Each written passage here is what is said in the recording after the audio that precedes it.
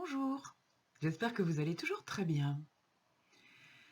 Je ne voudrais pas terminer cette série du temps de confinement sans évoquer certaines personnes qui ont peut-être vécu ce temps de manière très différente des autres.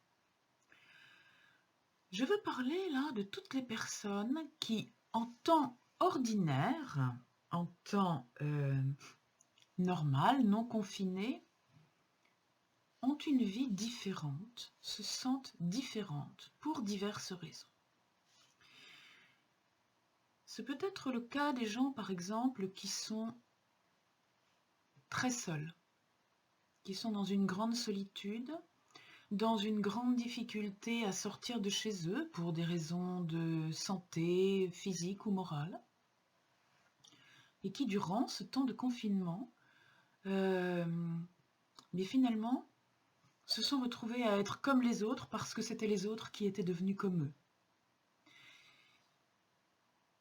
Ces personnes-là voient s'achever le temps du confinement et voient revenir leurs différences. Je veux parler aussi de tous ces gens, par exemple, qui sont dans une difficulté de vie, en recherche d'emploi, en grande difficulté financière, alimentaire, en grande difficulté pour se loger, et qui, du fait de ce dérèglement général pendant le confinement, se sont retrouvés comme les autres, parce que les autres se sont retrouvés à avoir des difficultés similaires aux leurs. Et que les instances responsables, les autorités, mais aussi l'opinion publique, ont développé de l'empathie ou en tout cas des gestes d'entraide pour les personnes les plus en difficulté. Et ces gens, qui ordinairement sont différents, bien souvent quelquefois épinglés par les autres, méprisés par les autres, regardés de travers, bizarrement, pour une fois, pendant ces quelques jours, ces quelques semaines de confinement, se sont retrouvés comme les autres. Et, la fin du confinement arrivant, vont se retrouver de nouveau à assumer leurs différences. Tous ces gens qui, je pense là notamment aux personnes qui étaient en recherche d'emploi, qui venaient de perdre leur emploi peu avant le confinement, dans les semaines précédentes, les mois précédents, qui ne savaient plus sur quel pied danser, qui étaient dans une grande angoisse personnelle en se demandant si elles allaient retrouver du travail, qui étaient très stigmatisées par un gouvernement qui vraiment mettait le paquet sur il suffit de traverser la route, il est bien normal de travailler, il est anormal d'être à la charge de la société, etc. On a entendu quand même des choses comme ça. Et là, d'un seul coup, eh bien, les rangs des chômeurs ont considérablement gonflé. Et ces personnes se sentent moins différentes, moins seules. Et il y a du coup bon nombre de personnes qui peut-être les regardaient de travers et qui se trouvent maintenant dans leur situation.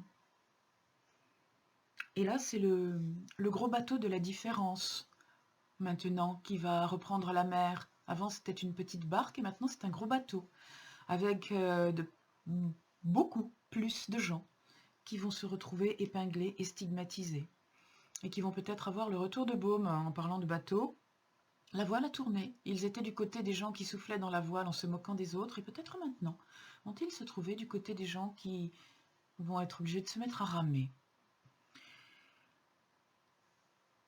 Je pense aussi, bien évidemment, aux malades chroniques, à ceux dont les maladies, tout type de maladies auto-immunes, etc., orphelines, comme on dit, toutes ces maladies qui ne sont peut-être pas reconnues, toutes ces souffrances, toutes ces douleurs au quotidien avec lesquelles il faut continuer à avancer, parce qu'elles ne sont pas reconnues comme un handicap. C'est très difficile quand on a des douleurs et qu'on ne peut pas fermer la main, de devoir travailler avec ses mains. C'est très difficile quand on a des douleurs dans les épaules de devoir travailler sur informatique. C'est très difficile quand on a des douleurs dans les jambes, d'être obligé de travailler debout. Toutes ces choses qui ne sont pas étiquetées comme maladies reconnues et donnant droit à des pensions. Et maintenant, tous les gens qui ont été malades de ce coronavirus et qui se trouvent aussi dans des difficultés de récupération. Et là, hop, la vie va reprendre de plus belle pour ceux qui n'ont rien, à part la peur peut-être.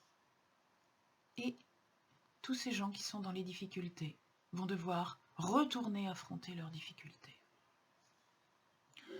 Eh bien, je ne voulais pas terminer cette période de confinement sans une pensée pour eux, sans leur dire aussi que il est possible de faire quelque chose. Il y a de nombreux outils de travail sur soi qui permettent d'alléger considérablement ces souffrances, ces difficultés, ces peurs, ces sensations d'être isolé, d'être différent. Il y a de nombreux outils. Ne restez pas seul dans votre coin. Si vous ressentez ces différences, si vous vivez ces différences, ne restez pas seul dans votre coin. Exprimez-le, communiquez. Venez le dire. Venez vous exprimer. Venez vous expliquer. Et peut-être trouver un début de solution. Voilà, c'était une petite pensée pour vous, qui êtes avec une différence, quelle qu'elle soit. Des différences que j'ai exprimées dans cette vidéo, mais il y en a beaucoup d'autres. Et vous pouvez, si vous le souhaitez, et je vous remercie de le faire, sous la vidéo, là où vous la trouvez, dans quelque post que ce soit sur les réseaux sociaux, que ce soit sur YouTube, là où vous la trouvez, vous pouvez éventuellement rajouter en commentaire une situation de différence que vous aimez évoquer, que vous avez envie d'évoquer et dont vous avez envie que les autres soient conscients. C'est peut-être le moment, justement, pour sortir du silence de la différence. Merci d'avoir écouté cette vidéo, merci de la partager pour que de nombreuses personnes soient au courant de la main qu'il aurait tendue, de la possibilité qu'il aurait offerte de travailler à sortir de leurs différences, ou en tout cas de l'accompagner. Merci, à la prochaine fois. Bon courage!